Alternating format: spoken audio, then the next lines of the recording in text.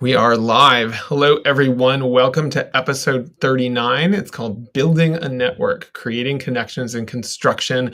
We are super excited to have Jen Smith joining us. Jen is the Director of Strategic Partnerships at the At Work Collaborative. And Jen, we want to find out all about that. But before we dive into that, we always like to ask our guests first, what's one cool networking event you've been to recently?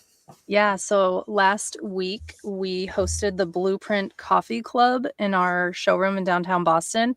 Chris Jasinski from HGA, this was his brainchild, and it's a really awesome event where it's no agenda, it's pure networking, and it's not so crowded you can't have intimate conversations with everybody. It's very impactful, so that was a good one. Sounds like awesome event. Sounds like an awesome event. Jen, second question before we dive in is what do you do at Work Collaborative? Tell us a little bit about your work and what you do. Yeah, absolutely. So I had you share my title when you did the introduction because partnerships, that's the key point I wanted to touch on today, is that I was brought in to develop and expand our partnerships, not only with our customer base, but with the influencers in the industry that we trade business with and knowledge, and community partners. My past life was in the nonprofit world, and we are extremely interested in promoting and advancing students, especially from underserved communities in the areas that we do business in. And so I get to lead those partnerships and that engagement as well. So That's yeah, awesome. bringing in new business. I'm in sales and business development. That's, the ultimate goal as well. So I do want to mention that. So, if I understand correctly, so At Work Collaborative, you focus on selling like office furniture kind of stuff. Is that or is that right, or do I have that wrong? That is right. And so we started originally as a commercial office furniture company and have expanded into providing furniture solutions for other commercial markets. And then we also have a specialty contractor division that focuses on glass and glazing and raised access flooring. And then we have a minority business enterprise partnership out of our dealer People, Places, and Spaces in Hartford, Connecticut. So Interesting. we have several different companies. We're a company of companies, a family of brands, if you will. And so that's why we rebranded ourselves the At Work Collaborative a couple years ago. So I'm gonna monopolize for one more question, and then Stephen and Yes, I have a question too. Jump in. I will stop. But I just wanted to just point out, like, I think it's really cool that you have built this network in construction when you are focused on something that's sort of part of that / adjacent to it, and it really makes a lot of sense to create this network of people. So I don't know if you have any sort of thoughts to add on that, but I just thought that was an interesting sort of point of like being sort of, I always say you want to be the mover in a room full of realtors or whatever it is. So I just thought that was sort of an interesting connection there. Thank you. Thanks for sharing that. So Jen, you went from community building in the nonprofit space to partnership building in the corporate world. Can you talk about that transition and kind of the similarities and the differences? Maybe something that's like one of your favorite things about it as well. Yeah. So thank you for asking that.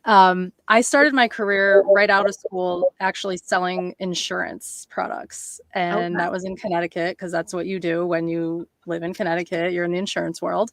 And I moved to Boston, and I said to my boss at the time, I think I was like 26 years old, and I was like, what do I go do now? And he's like, well, what would you do if money and none of that was an option? You didn't have to worry about money. You just want to do what you loved. And I said, I wanted to go work in nonprofit and raise money and make an impact.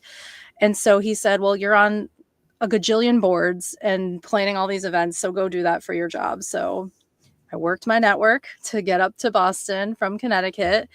I was reaching out to people from UConn that I had a class with 5+ years prior, and people were so generous. So working my network, came up here. I started working in the nonprofit sector. I was working at Big Sister for a short time, and then I moved over to United Way. Mm-hmm. And my job there was to raise money in the commercial real estate and construction and design industry. And I was super excited about that. And so through those partnerships, I decided that, okay, it's going to be really impactful to do volunteer events with these folks, to get people on a personal level, giving back, doing good for the community, and raising money. And so I was building relationships with the people in the industry. And so when it became time for what was next in my career, I said, I really want to go into this. I want to go work with these folks. And so I leveraged the network I had built at United Way and came over into this industry. And coming into it completely, I mean, I knew nothing about construction going into it. I knew a couple things from my insurance days, but I wasn't so much focused on the commercial side of things. So it was my ability to build a network, to create partnerships. At United Way, I was taking different companies that complemented each other in the commercial real estate, construction, and design industry, and bringing them together to do a volunteer project together, with the hopes that they would also network with each other, do business with each other. I think some people became roommates from that. Some people started dating. Some people started doing business. So yeah, I had to take a step back and not look at so much of, okay, I don't know anything about construction or design. How am I going to do this? It was more, what are those transferable skills? So that's my ability to build the network and to learn and grow into the operations piece of it, just learning the construction process and all of that, to leverage ourselves and to become a, trusted partner, to be able to put the teams together. So yeah, that's pretty fascinating. Now some of those folks are on the Kiss Cam these days, right? No. Oh my goodness! You couldn't go a whole episode without it. Yeah, I guess it's probably good we didn't do this in person, like we talked about before, Jen. But no, that's too funny. I like the idea of exactly what you said, though, right? As far as really kind of curating those groups to pull them together. Now, how else have you kind of seen your networking change over time, right? Like very different things with what you're doing now compared to in the past. Like how have you evolved your networking? What sort of things have you changed? What have you tweaked? Just tell us about the journey. Yeah. So in the beginning, it was go to everything and try everything on and figure all of that out. A lot of it's trial and error. I tell a lot of newer folks to business development, some of it you just have to go and see. And so trying different industry groups, right? Where is my client base going to be? Where's my influencer base going to be? Where do I bring value, right? Who can I impact in the room? So it was a lot of that in the beginning, and really going everywhere, being seen, building my own personal brand. And then now it's more strategic. It's much more targeted. It's these smaller, intimate groups. It's helping people who are hiring, helping them find candidates, right? Things like that. Like, where is my value add as an individual in this industry? And how can I do it during the daytime hours? I'm kind of past the point of the evening events. I do them here and there, but gone are the 4 nights out a week, because I got to be seen and I got to know everybody, and I have all this FOMO, and now we embrace the JOMO, the joy of missing out. Well, I haven't heard that. I like that term though. I like that. It's a good one. I was going to say, as long as you save yourself for at least one evening event with one of those we talked about before. Absolutely. Yes. Yeah. What Steven's really saying is you got to have something with wine. Well, that's just it, right? So I was going to say the partnership piece and like networking across different industries and stuff like that. It's like, Steven, you have this really awesome concept with your wine tastings and that part of your business, and you have the day job that's in the construction industry. So talk about 6 degrees of Kevin Bacon. Taylor, who's not on tonight, we miss you, Taylor. She brought me into this. She invited me months ago, and I'm honored to be here. I didn't thank you guys, so thank you all for having me. I'm so grateful. Taylor brought me in, and then just recently, within a couple weeks, Stephen was introduced to me by 2 different people to meet, to talk about events, and to get on my, for those who don't know, in the construction and design industry, I keep a calendar of the industry events going on. So in the greater Boston region. So if anyone wants that, please reach out. We'll talk about how to get in touch with me at the end. But Stephen was introduced to me to do that because his day job is in the construction industry. So it just all folds in together. You never know where a connection will start and lead you to. So it's awesome to be on here with you, Stephen. How has the wine, right? How has that thing that you love outside of your day job done you well in your day job and in your just general relationship building? Well, it was funny. Yeah, no, that's a great question. It was funny. I was actually talking to somebody who does executive board search today. So I had coffee right before this.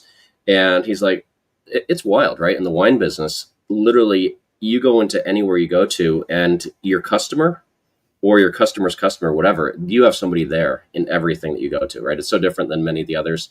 We always talk about how when you go into a different networking event, the expectation is not that you're going to meet your customer, right? They know somebody, that sort of thing.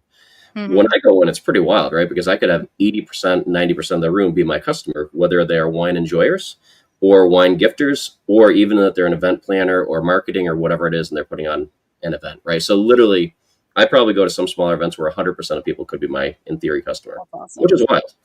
Yeah. That's an unusual, quite frankly.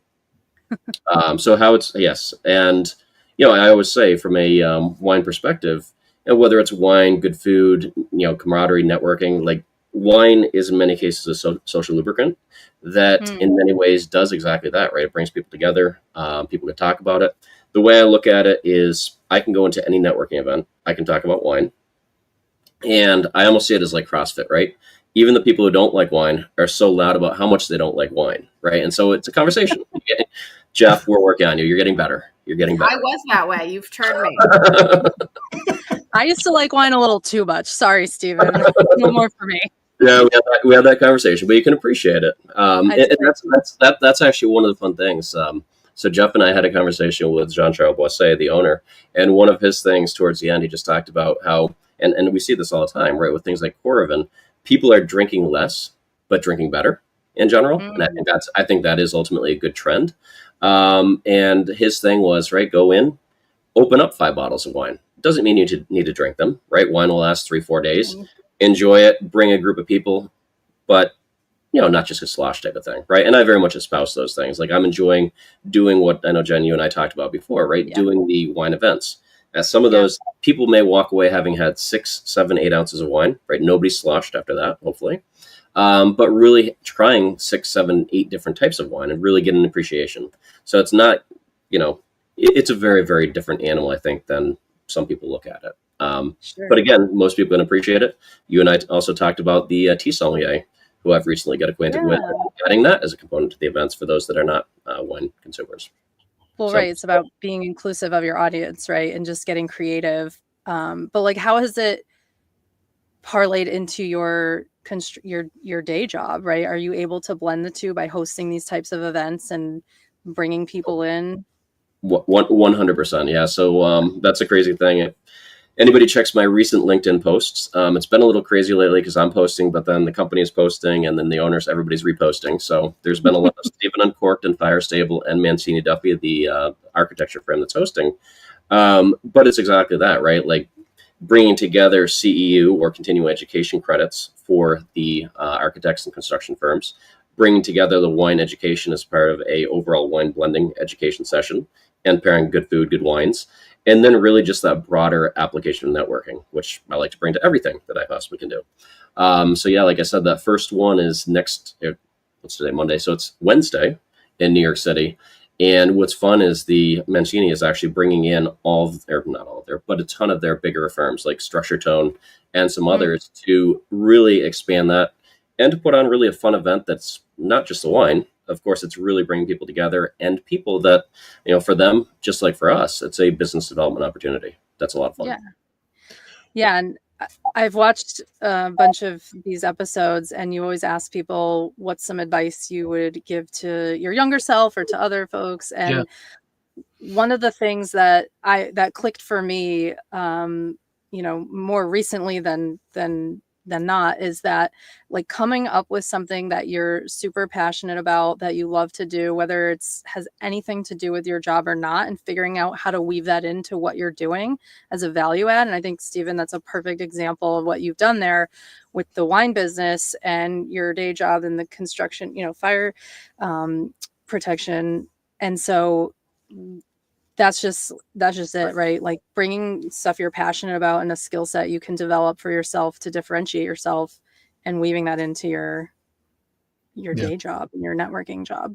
Well, and I think, for me, I find myself more and more as I'm talking to people, whether they're job seekers or people who are like struggling with business development, stuff, is I keep saying, stop focusing on selling and focus on building your network. Mhm. And I think, because building the net, we have my brother and I have a client, and, one of the things that sort of changed the whole game for them is they stopped focusing on finding people they could sell to and started focusing on finding referral partners, which is a totally different conversation. But what that's led to is now they're having, whatever, call it 5 to 10 conversations a week, where they weren't having any conversations before. Yeah. Because it changed the nature of the game. But Right. what you need to have is conversations, right? I mean, yes, within reason, you don't want to talk to people who are like in some totally unrelated industry, but get those conversations going. You never know where that next referral will come to. And sometimes even the fact that, those people are like, no, actually we need that. But you're just having the conversation. So that's where I'm going to pick up on one of the things I'm really fascinated, Jen, about what you've done, is this building this sort of, you've become sort of this very pivotal person within this sort of set of adjacent fields. And again, you've done what I'm talking about. You've built a network, sort of, or prioritized building a network for getting the sale. And my guess is, but you can tell me if I'm wrong here, that works pretty well for you from a business perspective. It does. And thank you for saying all that. Yeah. I mean, the second we start selling somebody, they're like, they run in the other direction when you walk into a room, like I sold insurance right out of school. I learned very quickly not to be that person, you walk into a Chamber of Commerce event and they're like, oh, Jen Smith's coming, like run the other way. She's going to sell you something or try to sell you something that you need, by the way. Insurance, everybody needs it. But when you stop selling something to people and providing a value or solution, or just figuring out if you even want to do business, right? I sit down with a lot of people and they're like, well, how can I help you? And my answer is usually, I don't know. And I'm here to just figure out if we want to help each other out, and just let's get to know each other and, take the pressure off the transaction and just make it a relationship and a conversation. But yes, Jeff, it has helped me to open doors. I learned a long time ago to give, and that stuff does come back. It doesn't come back from the same person you gave to all the time, but having a service mindset and a giving mindset, an inclusive mindset. My motto is, everyone can come to the table. Sometimes I might get up from the table, but I'm never going to tell someone that they can't sit at the table. And I needed to figure out how to provide value, especially as a vendor in my industry, who's always like, what projects are out there? What do you have? What do you hear? It's not as often that I'm the one saying, hey, I have this project and I need to hire the whole construction team to bring it to life. So I came up with the event calendar as a resource to everybody. Everyone is able to be on my list, and it brings people together. It brings them together at the events. It brings them together. It made our intro to each other, Stephen, so much easier, right? It was so much warmer. And that's how I met Taylor, and that's how I'm here with you all. So it's like, it's been this beautiful way to grow and expand by providing a service to people. And somehow it has evolved into a job board. So if companies are hiring and they want people to know, my list goes out to over 1,000 people. Here, post your job postings here. And if candidates are looking, they can see what's out there. And if they're want me to list them anonymously, like, hey, I have someone looking for an architecture role, here's, email me and I'll connect you with them. So yeah, it helps make that ask a little warmer, Jeff, when I'm like, hey, Right. can we meet? Yeah. Because And I'm grateful for that. Yeah. Yeah, it was pretty impressive just how long that has to be a lot of work to maintain that at this point. As I look at the what you have going on there.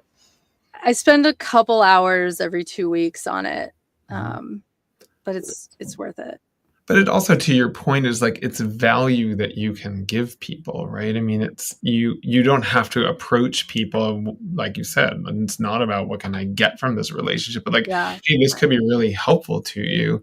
And, and that's where, when you provide the value, it's like people don't forget that, right? Oh, Jen's the one that gave me this thing or whatever. And they're like, it just creates, like, it just makes them think of you more, right? When something comes up, oh, who you should talk to is,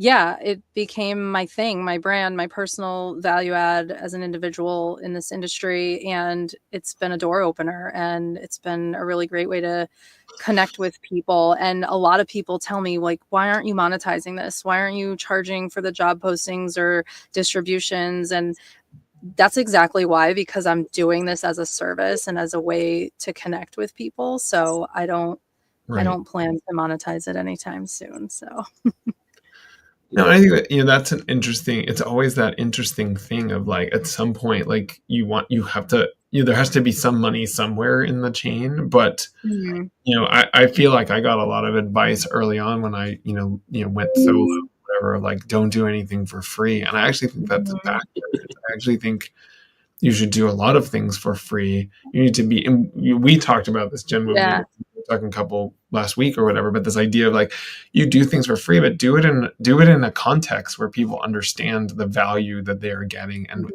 where that takes you. But it's part of the give part. It's like, I don't do everything for free. I do sell something, right? But it's like, how do I give something that is valuable? So yeah, I couldn't agree more. Yeah. One question that I have just of interest is, a lot of times you hear, and, I think this overarched a number of parts of our conversation, John, right? Where, people are very, some people are not very abundance mindset, right? They're just, all right, well, if it's you, then it can't be me type of thing, right? And so how do you kind of work that in when you think about like your competition and what, how do you approach that from a networking perspective, including some of the things that maybe you do at Work Collaborative or however, just broadly? Yeah, I think there's enough to go around for everybody. I also strongly believe in networking with your competition, at least playing friendly and being respectful, because you don't know if you'll ever end up working together, or if they'll end up as your customer or influencer, or if you're going to be in a position to help them sometime, or to help the customer. Sometimes to best help the customer, we can't do it, and we want someone good to refer them to. So, what's the saying? A rising tide lifts all boats, right? I'm a huge believer in that. It's so funny you say that, because I was going to ask a very similar question, because it came up in a conversation earlier today. And, somebody I was talking to basically made the comment of, I like to, I sort of stay away from my competition. I don't want them to know what they're doing. And I had the same reaction. Interesting. To what, as you did, which was, I'm like, I think in the end of the day, there's like, nobody's really competition. There's so much out there, so much abundance out there. And you almost always do something in a different way, or you're a good fit, or there's some reason why, like, your company is going to be the right thing for somebody and not the right thing. It doesn't mean every piece of business that comes from it, but like, hey, like you said, I don't do, this little niche thing, but I know somebody who like is really good at this. You should talk to them. Even though you're competitors.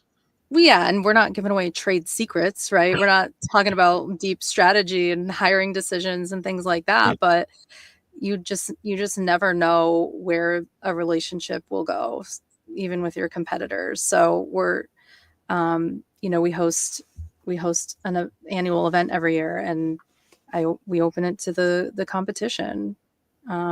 I believe we get more by giving more and being inclusive. So, yeah. Absolutely. It's too competitive in this market, in this city, right? We're in a major city in the US, but it's tiny. Right. And right, it's like too competitive to cut everybody out if you're 100%. you know? And like, I'm in the outsourced accounting space, so there's so many people who do what we do, but everyone does it a little differently, and everyone has like a little specialty and a little bit of a different industry focus. So I personally, like, some of my best referrals sources are from people who would be quote unquote competition. Exactly. And it's really just because it's hey, this isn't our specialty, but I know you can do it better. And I know when a client comes around that maybe I can do it better than you, you're going to send them my way as well. And it's just being able, and I think it's, when we talk about scarcity mindset, I think it's, or abundancy mindset, I think it's really about identifying the people who care about their clients and the people that they're working with more. Right. Because when you all have the same mentality of what can I do, and I want to give this person or this company the best possible experience, then that's where you're going to start making a bigger impact, because the person that you maybe could have done what they wanted, but you referred them to someone who you knew you could do, who could do it better because that's really what their specialty is.